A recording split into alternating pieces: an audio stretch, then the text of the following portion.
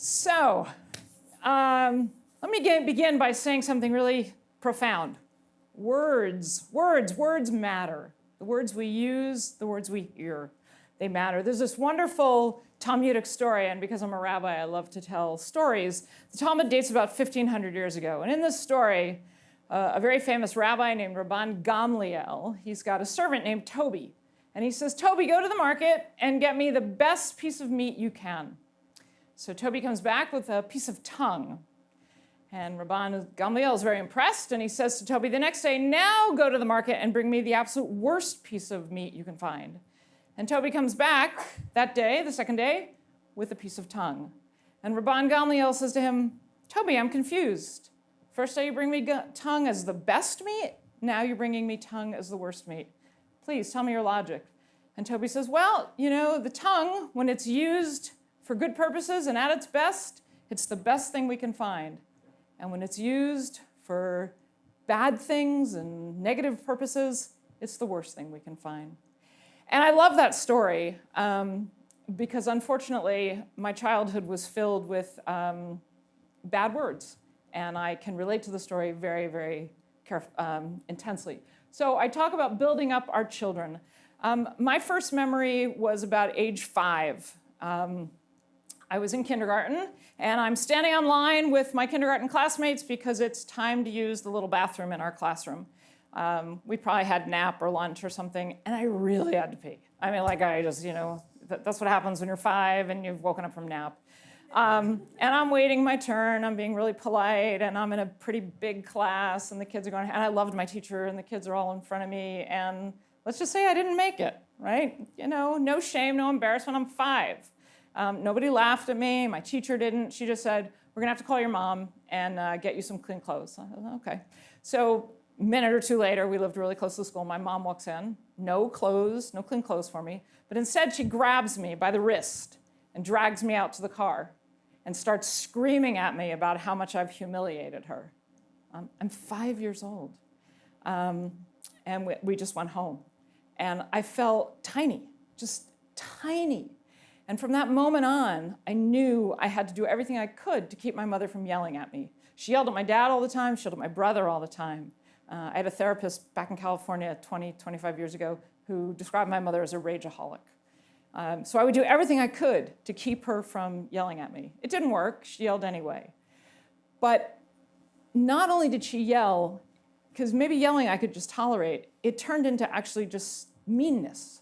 My mother was obsessed with my appearance. No matter what age I was, she would always tell me that I was basically ugly and fat, and I was a slob with the clothes I chose to wear, and that I'd never get a husband. And for those of you who know I'm a lesbian, that's pretty funny, but that I'd never get a husband. But that translated for me into I'd never be loved. And that was not funny. And that was very, very hard to hear.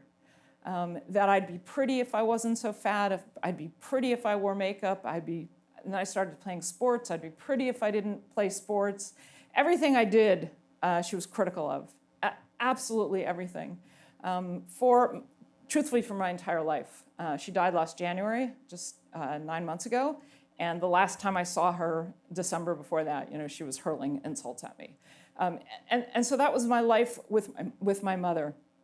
Some of them were much nastier than others. I learned different coping skills. I learned to be out of the house as much as I could, but that was not something I could adapt really or adopt until I was in high school when I had that level of independence. And before that, it was really just accepting the insults that were hurled at me constantly, not knowing what to do with them, not knowing how to process them, not knowing who my allies could be. My father helped a little bit. He would try and get me out of the house. He took me one day and bought me a puppy, and he would take me on errands to hardware stores. I really fell in love with hardware stores.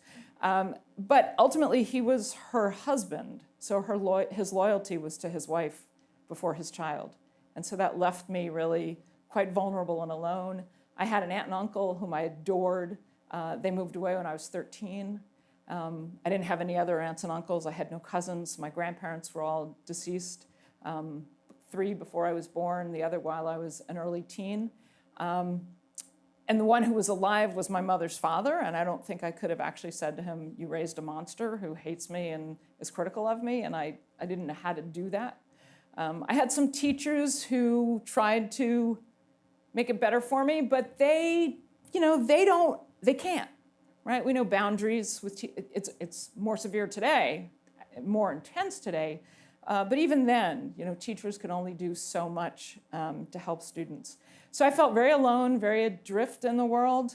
I wasn't sure if my brother could help me.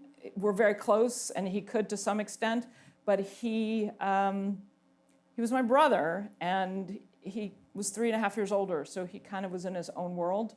And what my brother did, actually, because my mom would yell at him all the time, but she would never insult him. She would never hurt his feelings. But my brother just decided that drugs were the way out. So my brother, I think he became the town dealer by the time I was 13 or 14. I'll remember the day my mother was picking me up actually from a bat mitzvah lesson at my synagogue. And she says to me, when you get in the house, go right to your bedroom. There's 3 police officers in the living room. Your brother's been arrested. And that began his own saga of that. But it was his way of escaping. And I didn't have it. My dog helped a little bit, but not so much. I didn't want to do drugs. I didn't want to drink. I didn't really want to do anything. My mother once actually told me that but for my sexual orientation, I was the straightest person she knew. So I didn't do any of that.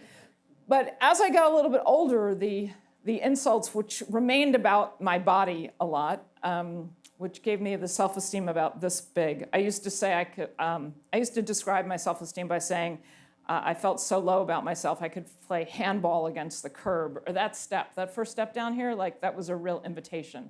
That's where I saw myself, way low, no self-worth at all, no sense of any goodness that I had to contribute to the world, at all. When I was in high school one time, my mother was trying to figure out if she could relate to me in some way. And all it did was more alienate me, because what I began to figure out was that my mother had no boundaries and didn't know where she ended and I began. And she over-identified with me. She had been a model in her younger days. And so she wanted me to look like that model that once had been her, even though she no longer looked that way.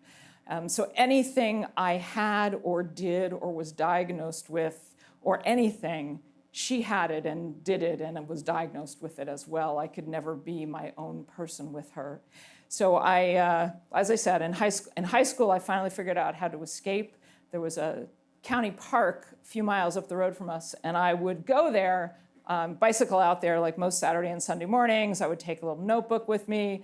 I'd sit by the river and write really awful and over-emotional poetry because I didn't know what to do with my feelings. I had no idea how to express them. So I expressed it through this really horrific poetry. I mean, bad, try to make it rhyme, and forcing these terrible rhymes, and that was bad. I hope I've burned them, and if I haven't, I'm probably gonna go home today and try and find them. I finally, high school ended, and I decided to go to college. But I was so confused, where do I go? What do I want to do? So I basically I went to the first college that accepted me. And I was a freshman, and I was home on break. And I had no choice because I was living in the dorm, and the dorm closed, so you had to go home. And my mother and I were out driving, and she asked this question that blew me away. She said, "Can you tell me about the classes you're taking?" I thought, what happened? Is this who's the substitute driver in the car? This isn't my real mother. What have you done with her? My real mother would not be interested in knowing what classes I was taking. So I started to tell her about the classes I was taking. I was mostly studying sociology and politics and was beginning to, share a little bit about it. She interrupted me and changed the subject. And I said, you asked me about the classes I was taking in college, and now you've interrupted me to change the subject. She said, you bore me. And from that moment, I just shut down and decided I would never reveal anything about myself to my mother again. I would never initiate any kind of a conversation. A few months later, I was home again, and I'm sitting in the family room watching TV, which is what I always did. Growing up, I had no boundaries at all. Like, my parents didn't say, only watch TV at this hour, or you can't eat this kind of garbage food or drink this stuff. Just no boundaries. So I came home, I was watching TV, and my mother came into the den where I was, and she turned off the television set, and she said to me, I have a question for you. And I said, yeah. She said, do you have lesbian tendencies? And I looked at her and I said, they're actually not just tendencies. And she said, I'm very upset about this. You have to tell your father. And I said, I don't particularly want to tell my father. And she said, no, you have to tell your father. I said, I don't really want to tell my father. And so she walked out of the room, and I hear her, Bob, Robin has something to tell you. And my father came in, and I told him, and he was more unhappy than my mother, but he didn't express it quite in the same way.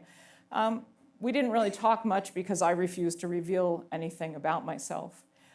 About 2 days later, I was still home on break. My father was at work, and my mother said to me, you know, it's my fault that you're gay. I said, first of all, it's nobody's fault. I'm kind of happy with the way I am, but what do you mean? And she said, well, back in high school, I had girlfriends. You got it from me.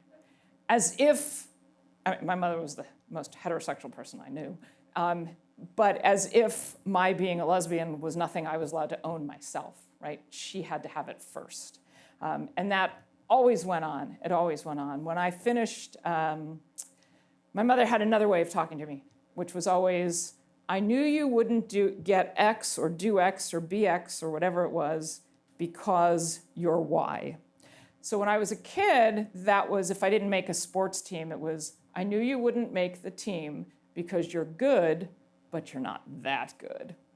So after college, or at the end of college, I decided I want to go to law school. So I was applying to law school, and my reach school was Yale, where my then girlfriend was going to school. I had eventually transferred colleges, and I was at New York University, which is a pretty good school. And so I had some pretty good law schools on my list, and I didn't get into Yale. I did get into and attend and graduate from Cornell, another top 10 law school.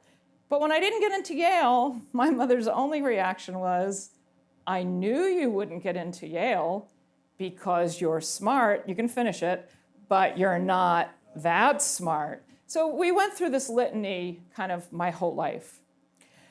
So my mom died in January, and for the years between college and her death, I'm 59, I was 58 in January. It was not a good relationship at all. As I said, I never revealed anything to her. When I decided to change careers and go to rabbinical school, she basically said to me, you know, first you were a lawyer, and then I worked in legal editing for a while. So she said, first a lawyer, then an editor in writing, and now a writer, and now a rabbi. Can't you just grow up and pick a career? I was like 40, right? So no pride, nothing. So that's why I say building up our children. They could be our own children, our nieces, our nephews, the kids across the street next door, it doesn't matter. The words we use with our children always have to build them up and not tear them down. I know too well what that damage is from being torn down over and over and over and over again. I don't want kids saying I can play handball against a curb or a bottom step. I want them to reach, to go for whatever it is they want in life, to not have a parent push them away, tell them they're not good enough, they're too fat, they're too ugly, they're too stupid, whatever it is. That's not the way we behave with our children, with anybody, obviously, but our children being so very vulnerable. So you might guess from all of that the last thing I would ever want to be in my life was a parent, right? I figured I haven't a clue on how to do this. And luckily, that ex I talked about when I was in California, she didn't want to be a parent either, so it never dawned on us that we would become parents. However, 19 plus years ago, when I was living in Jerusalem, starting my studies to become a rabbi, I happened to meet Shira, whom many of you know and is here today.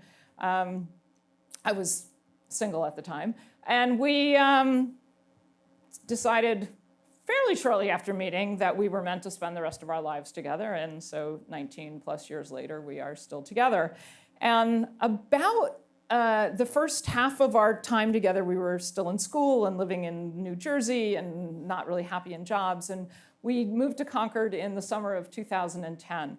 And shortly after that, we were officiating for a couple in our congregation who were having a 50th anniversary celebration. And children and grandchildren were there speaking about their grandparents or parents. And she turned to me as we were driving home and said, you know, we're never going to have that. We're never going to have a child or children or grandchildren who can speak about us or can carry on a legacy. She said, what if we brought a child into our family?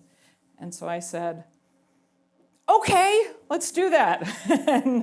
And Shira is 13 years younger than I am, and we first tried to see if she could get pregnant. That didn't work, and so we went the route of adoption. And our adoption attorney tells us we have the most blessed and almost privileged kind of situation where our birth mother never changed her mind, never gave any indication that she was going to change her mind. We matched, actually it was Yom Kippur 6 years ago.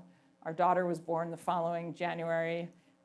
She's now 5.5, almost 6 in January.